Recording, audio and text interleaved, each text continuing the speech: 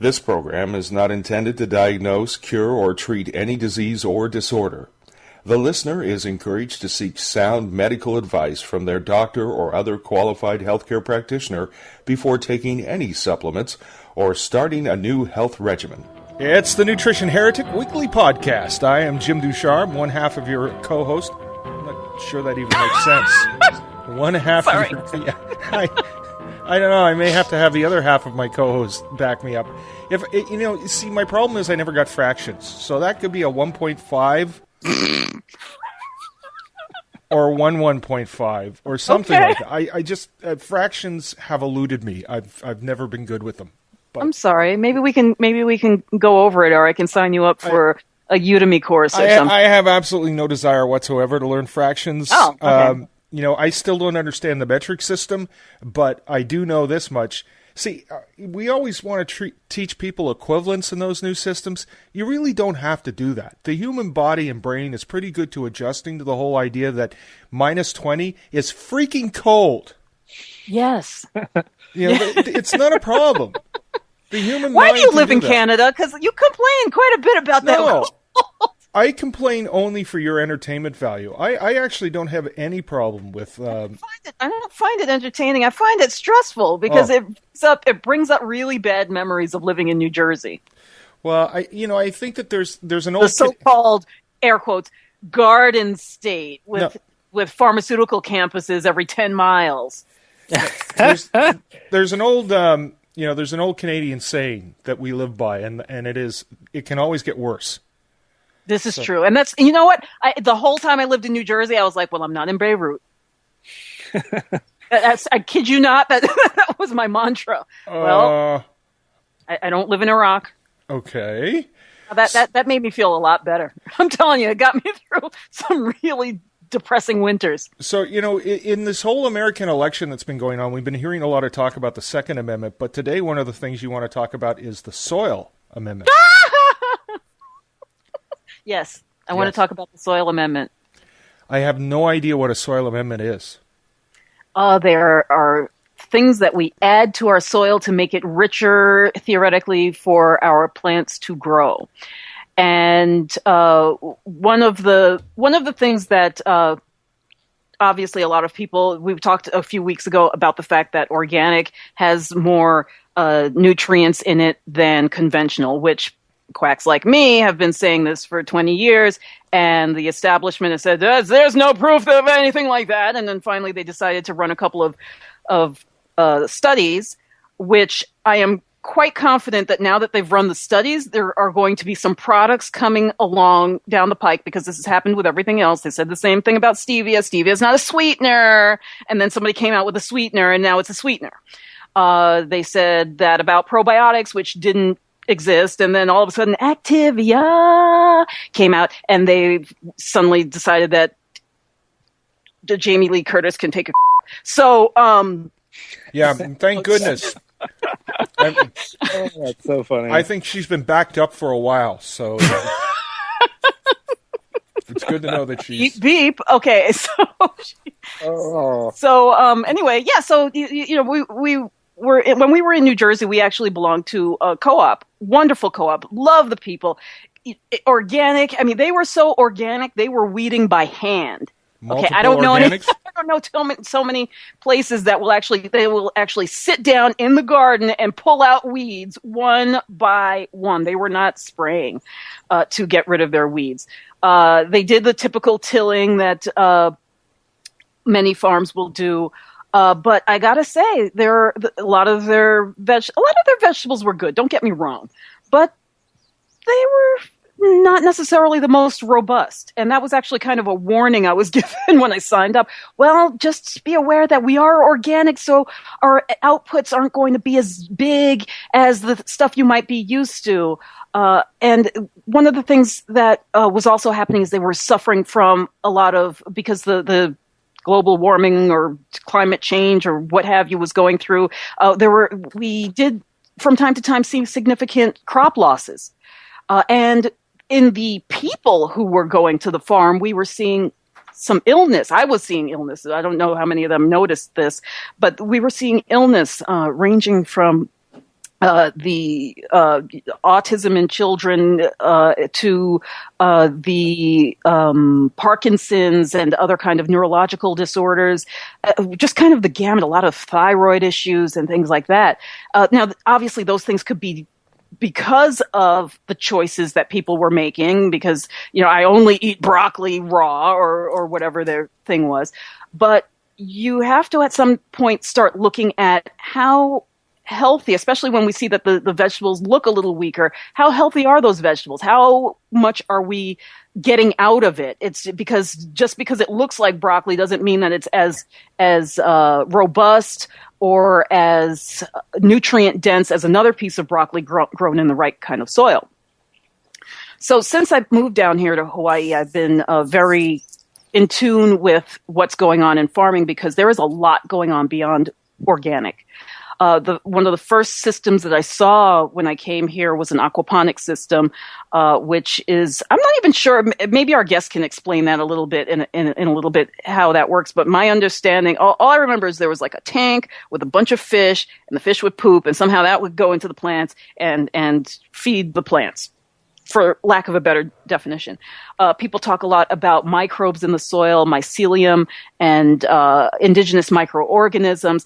But the first thing that I was able to do, because I was in an apartment, was I was able to start something called Bokashi composting, which is an aggressive form of composting, which I know you had questions about that, Jim. Well, yeah, so, it's an oxymoron.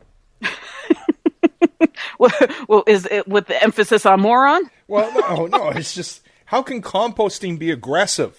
Well, I'm going to let Jeremiah Hinton of Maxwell Farm tell you about that. He's our guest for today. Jeremiah, welcome. Thank you. So, Jim, I can say that when you compost and you do it without boosting bacteria, it's a slow process, and it's a slow, timely process. And a lot of people use the tumblers, and they have outdoor bins. Imagine, Jim, if you could put something into your soil, your kitchen waste, and we're not just talking about your greens. Well, you can put meat and dairy, which you've never been able to really do that because of smells. So you can compost with these bacteria, and it speeds it up so fast. Within a month, you have black gold. Black gold? That's what I like to call it. You have this... By the way, that was my nickname in college. Yeah. You have this rich soil that you can plant. I just picked a sweet potato the other day out of my garden, and it was the size of a football. Whoa. I have Washington navels that are bigger than any grapefruit I've ever seen. It's all possible, and I know it sounds funny with the aggressive composting, but it's really, really fascinating, and it's the way that we need to all start moving towards, because you can take all of your waste from your household and turn around and grow something that's going to give you great nutrition. It's going to keep your soil healthy. And it's the same, you guys were talking earlier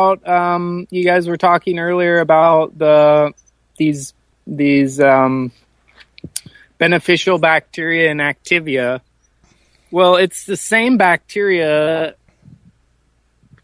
beneficial bacteria that go in this circle. And this bacteria is known to give antibiotic properties and kill staph and other bad things in your soil while feeding your plants everything that they could possibly need. Right. So that means no more going out and buying a bottle of Miracle Grow or going out and having to spend a lot of money on minerals.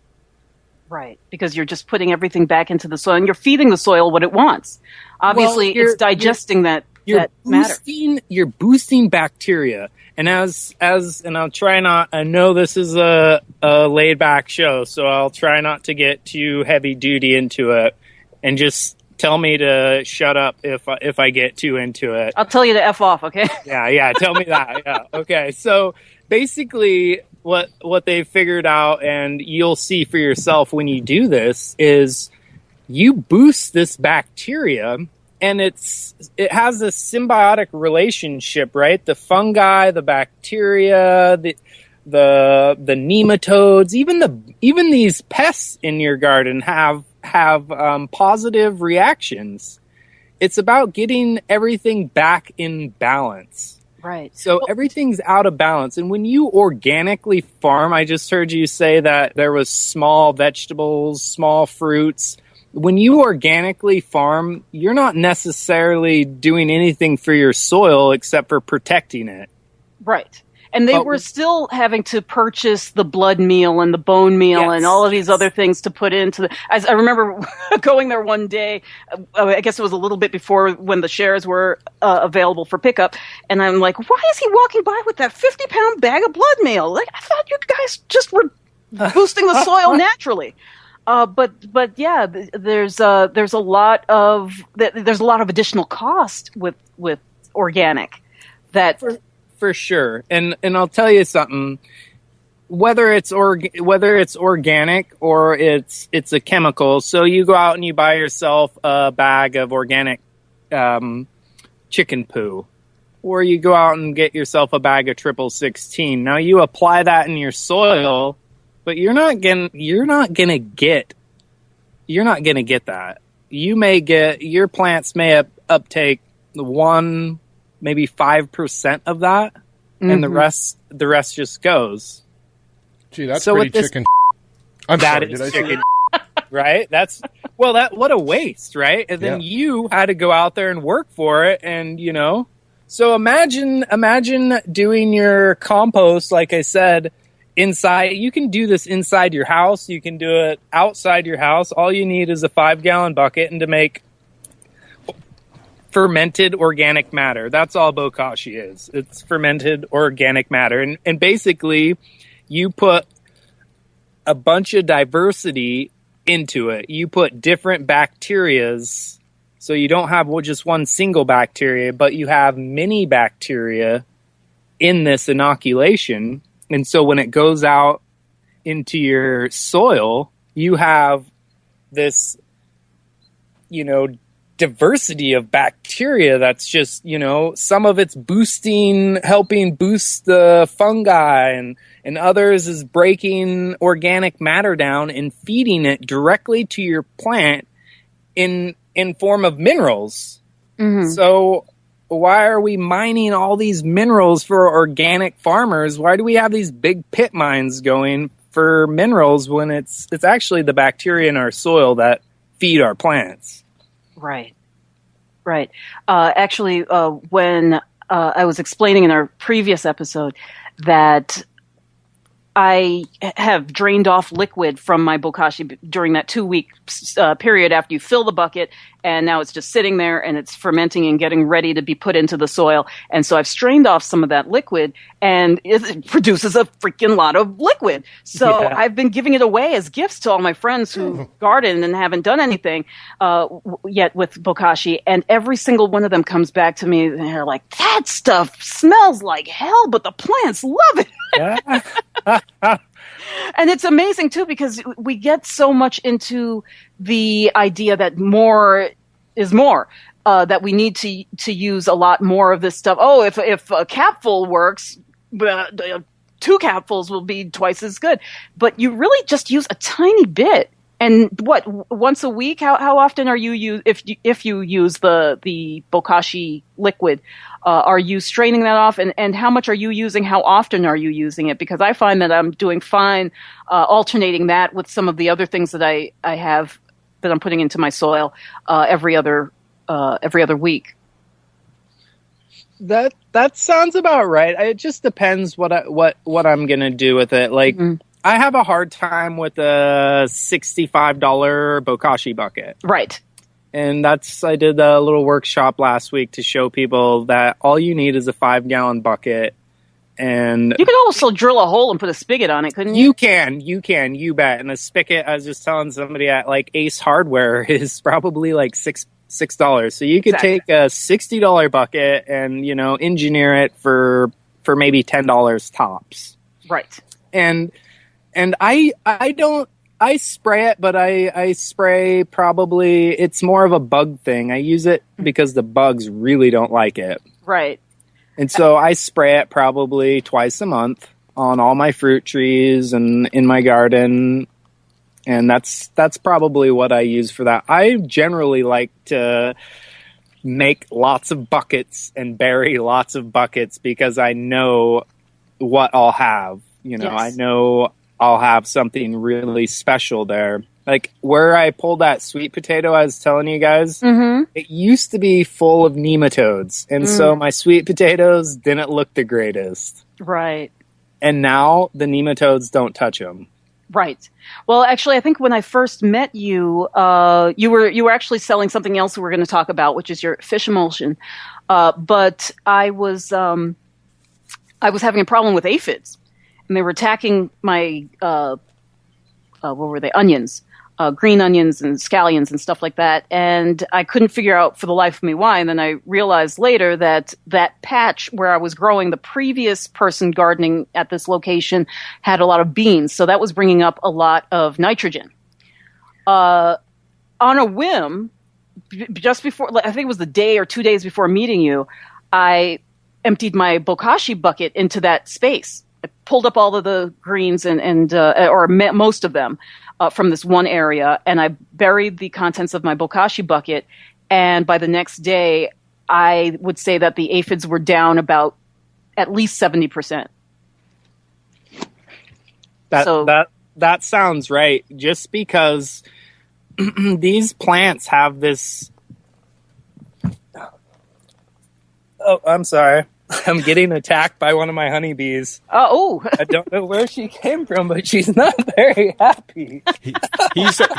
He's outside, folks, which just kind of fit really well because of what we were talking about. But as you know, going outside your home also opens you up to random honeybee attacks. Do I need to call the ambulance? No, I just have a really angry honeybee. She's not happy at all right now. Does she want to be on the show? She wants to sting me in the head. Oh, that's nice.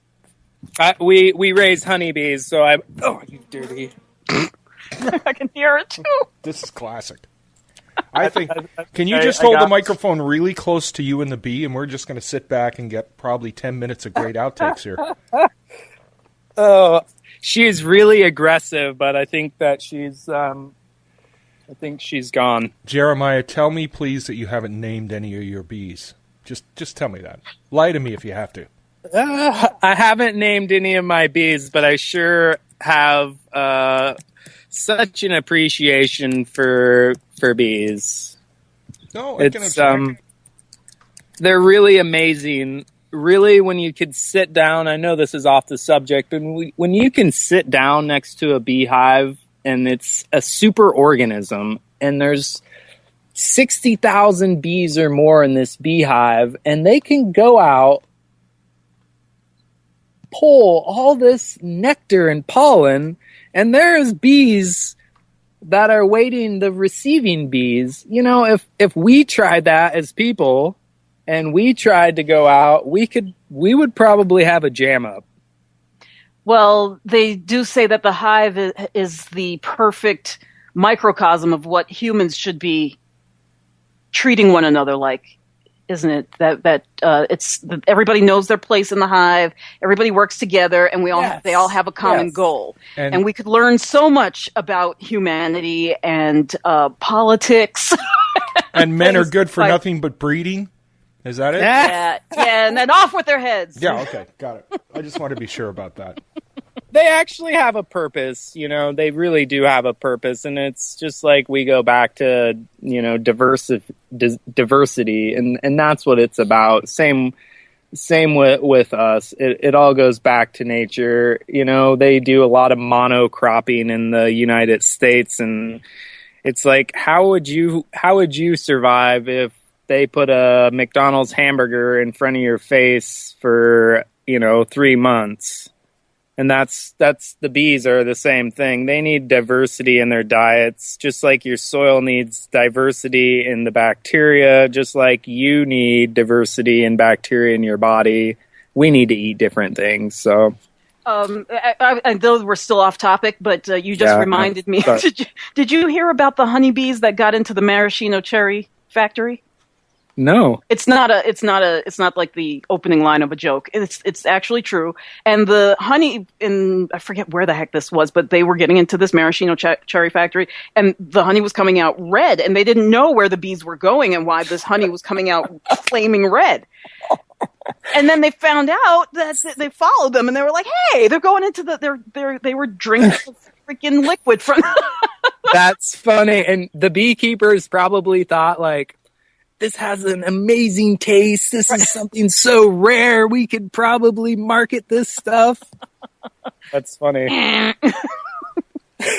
So yeah, it's we really have to protect zones for the bees to be able to feed properly. And I have many things that have come up in the past year. I don't know, Jeremiah, did you know I wrote a book called Honeylingus? No, I didn't. Oh, yes, Honeylingus, 50 healthy honey recipes that'll leave you begging for more. So when I wrote the book, I had to do research on bees, and it really is fascinating on how far they have they've mirrored our society and helped us to move along and just to produce, but how we're endangering that again, like you talked about monocropping. So maybe we can do another show and have you on, and we can talk about beekeeping. Okay. But in any case, I wanted to also touch on the fish emulsion. Okay. Because I know that's one of the products that you sell, and you sell that online. Is that correct? Yep. We're just starting online, and I did give you guys the wrong email address or website. It was www.maxwellfarmshawaii.com. Aha. The other one just takes you to a jam place. I looked at it this morning. I was like, oh, that's not us. Oh, okay. It's good to know your own URL. Yeah, and I do apologize, and I'm not very, I'll let you guys both know, I'm not very computer savvy, and I know a lot about bacteria in the soil and honeybees, but I don't know a lot about computers. Well, that's okay. That's what we're here for. A laptop will never fly into my nose and sting me, so I feel very good with you around. Although you might find a way to get that to happen, Jim. It's possible. Yeah. You have that energy around you. Anyway, so tell us about fish emulsion. Where does that fit into this matrix? When you're using the Bokashi on the one end to build your minerals and your bacteria soil, where does fish emulsion play a role? So it's basically, fish emulsion is a byproduct from these business savvy gentlemen. We all know them. They basically take out fish oil, which they sell that for $800 a barrel, $800 a barrel, and that's in your paint, that goes in cosmetics, all sorts of stuff. And what's left over is what's known as fish emulsion. And it's kind of got a bad rap, and due to the fact that the way they process it, either by heat or sulfuric acid, that kills all these bacteria. Mm-hmm. And all these beneficial bacteria that we're after, they're killing them.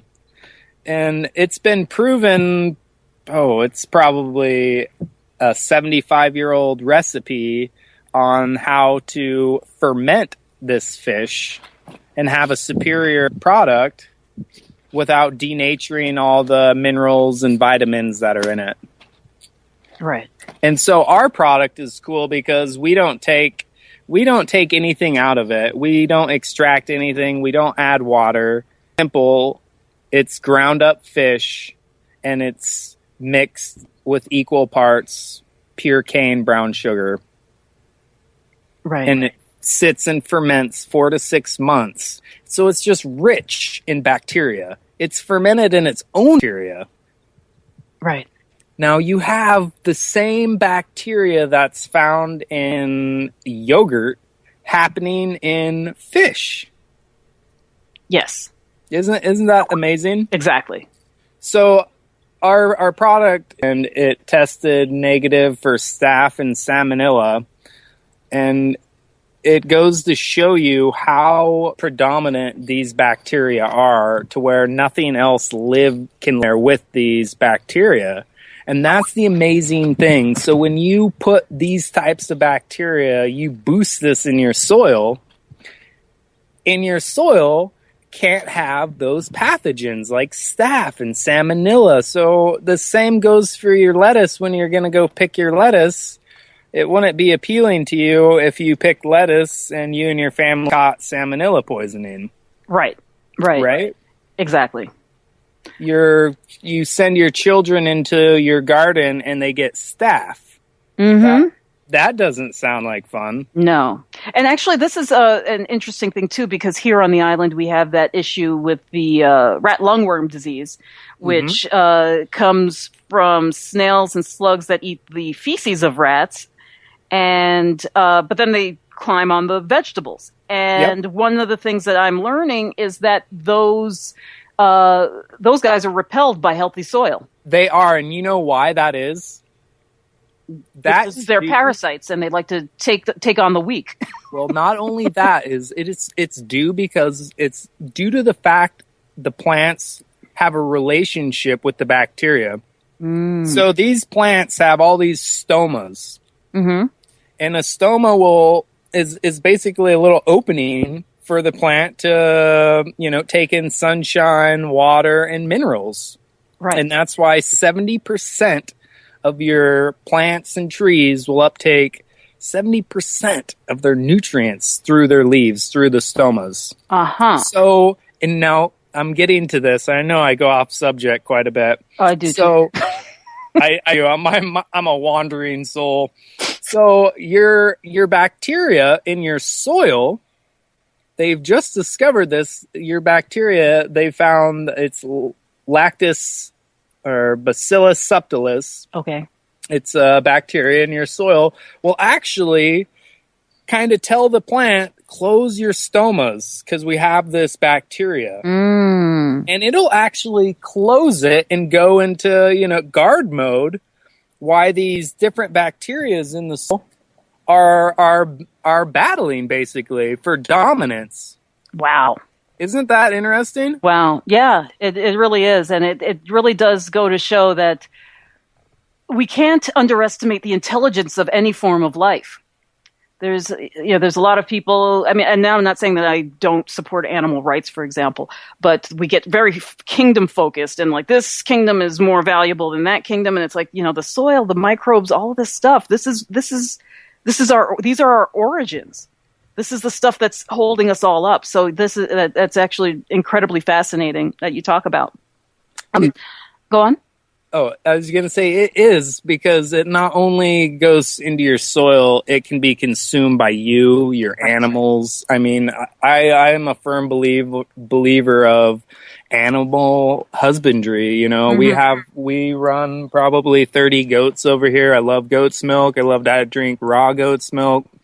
Okay, you got to hook a sister up, okay? I'm gonna come find you Saturday morning. You hook a sister up.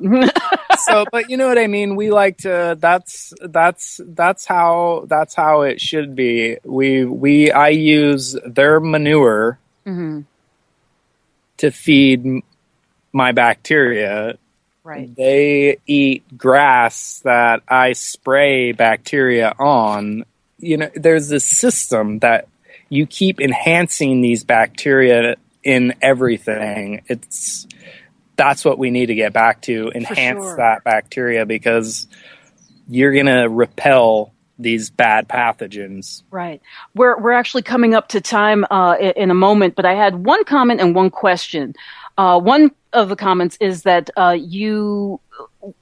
it's so important to recognize this from a nutritional standpoint, particularly, and tell me if I'm wrong on this, Jeremiah, particularly where people are just starting to understand probiotic foods, sauerkraut, real pickles, kombucha, all of these different things that we can make in our kitchens, our different types of yogurts and the kefirs or kefirs.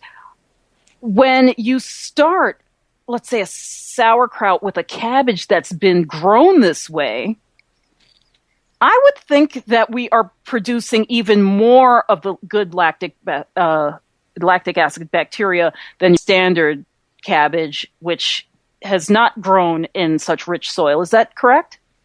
I don't believe that. Then the reason I don't believe that is, I mean, that actually is a hard one. Yes and no in a way. It just would depend. Like maybe you inoculated your garden, and 2 days later you mashed it up. You cut it up, mashed it into your sauerkraut for a cold processed sauerkraut. You might have more, but I would like to believe that you can. These bacteria are so amazing. We totally underestimate them. Meaning they've been known to detoxify your soils from harsh agrochemical companies. So with that being said, just imagine putting them in an environment like sauerkraut, which is a great environment for them to grow. You'll grow billions. Right. You can use store-bought junk with chemicals, turn around. Those bacteria will clean that up, and when you consume it, it's going to boost your body. Okay. So I can't go along with that just due to the fact that those bacteria are amazing, and we should never underestimate them. Okay, I see what you're saying. Yeah, because I mean, I guess why I think that we have the potential of getting an even higher count is because when I pull up my cabbage, for example, I see the molds of the mycelium, the probiotics on the leaves where I didn't see them before. So knowing that, for example, adding whey to your sauerkraut will make higher counts of good bacteria, I assumed, and apparently I might be wrong, that we might see something similar with the sauerkraut made from these healthier crops that are already carrying a higher count of good bacteria on them. Well, it would speed up faster, with a higher count, you're always going to speed up. It's going to be a little hotter, but like I said before, I would like to believe that these bacteria are naturally, just like cabbage naturally has, lactic acids, and it's got natural bacteria in it. I mean, every living thing has lots of the bacteria in it, and so if you give something a suitable environment for it, it's going to thrive. And by doing that, I can't say that, I know it's better. Your veggies, your fruit is way better for you when it's grown like this. But when it comes to the bacteria, it's just so amazing what it can do and where it can do it. What you're saying. So how can people, because you have given classes on Bokashi composting, how can people start doing this for themselves? Okay. Do you have a video anywhere that you share with people? Anything on your website? I don't. I should put one on where we were going to do that. Basically, what you would do is you would want to ferment organic matter, and it doesn't matter if it's sawdust or straw. The best thing to use is actually grain husk. Wheat bran, rice bran, oat bran, because it's high in minerals. That's all the minerals of the wheat, and it gets husked off, and then they make bread out of, a lot of it. So you would take that sawdust, what I just said, and then you would inoculate it using your kitchen. What you can find in your kitchen is a great way to start. Using whey from yogurts or cheese, doing homemade fermentations, just like you were saying with your cabbage. You can buy beneficial microbes. The best I have to say is to use a fermented fish with a another inoculant, like, because the fish already has lots of bacteria. Mm-hmm. So I like to get it from whey. I love using whey. Whey is my favorite. Right.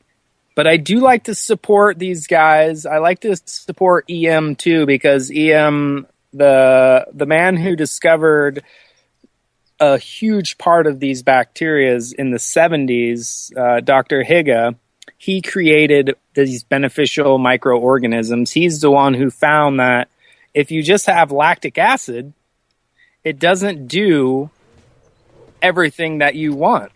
But if you have lactic acid, yeast, and phototropic bacteria, you have more diversity, and it has a symbiotic relationship when you have all these other bacteria. And that's why it's so important that you use different products with different bacterias.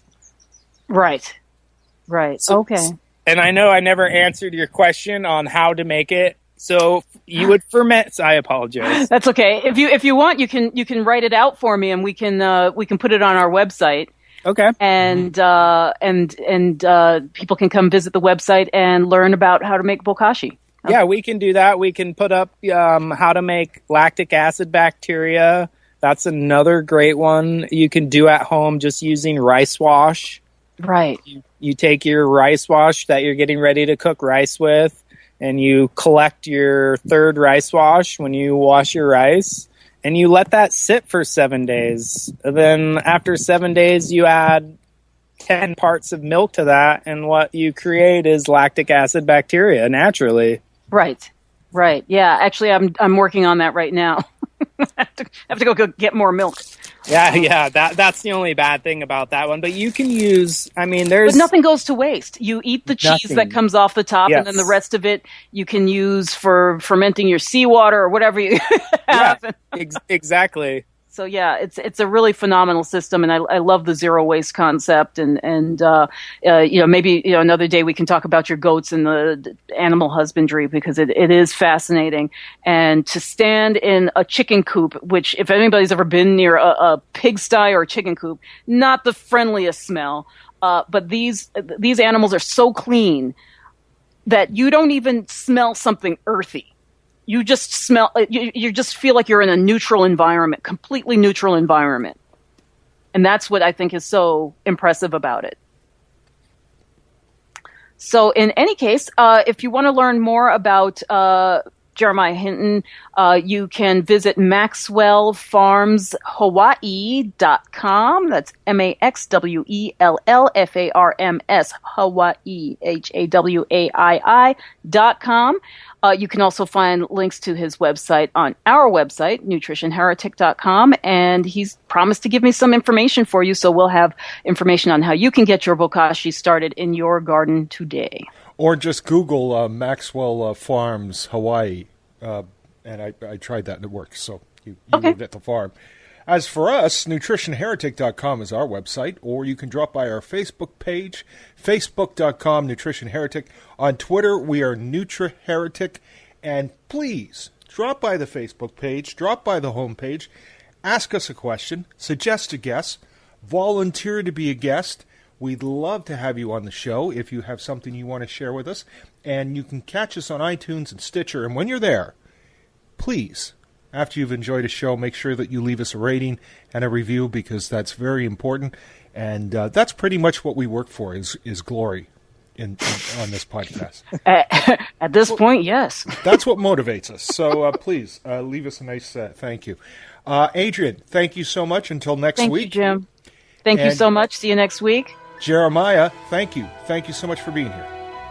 Yeah, thank you, Jim. Thank you guys both for having me. Fantastic stuff. I want to have you back. Okay. I'll see you Saturday. Okay, Saturday at the market. All right, bye-bye. Okay, bye.